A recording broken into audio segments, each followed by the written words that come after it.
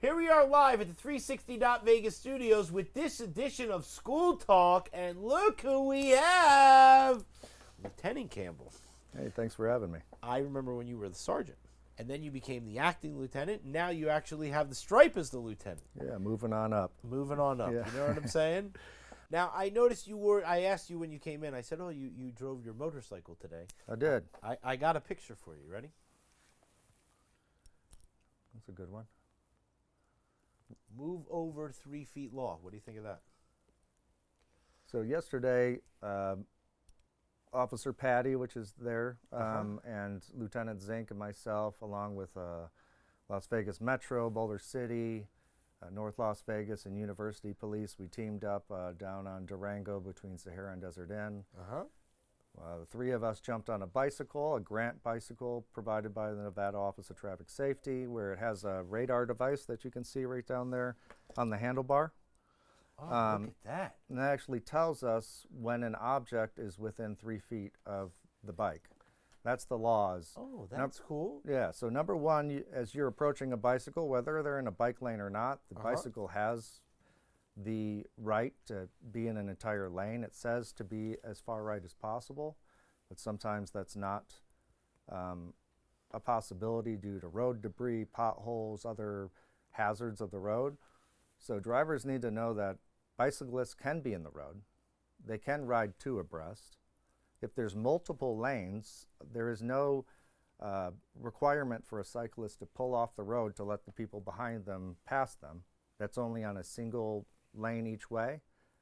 Oh, okay. If there's a single lane each way and people can't pass the cyclist, if there's 5 cars, the cyclist has to get off the road. Let those 5 cars pass. Pass, and then, okay. And then they continue. There's not many of those roads in Nevada where that's a problem. The problem is where people are buzzing cyclists on purpose, telling them to get on the sidewalk. I had a guy almost hit me yesterday. People are in a rush. People are trying to get to where they are, and people don't know that side of the law. They don't know, but I think they should know by now. Right. The point that people are driving past cyclists in a way to just push them off is not the way that we need to be. And it puts people at risk to hurt themselves. We shouldn't need a law to tell people to be good people. I mean, unfortunately, that's why I think a lot of our laws exist, is where, and because of that, people don't want to be told what to do. So it's like that catch-22. If people would just be kind to each other, whether there's a law or not, if they're just kind, and they just say, hey, this could be someone's son or daughter, mother or father, or whatever. Whatever that injury or death from not being kind or being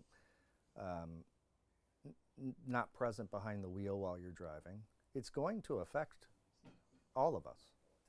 It's going to end up being a teacher or a doctor, or a couple years ago we had the police officer run over and killed.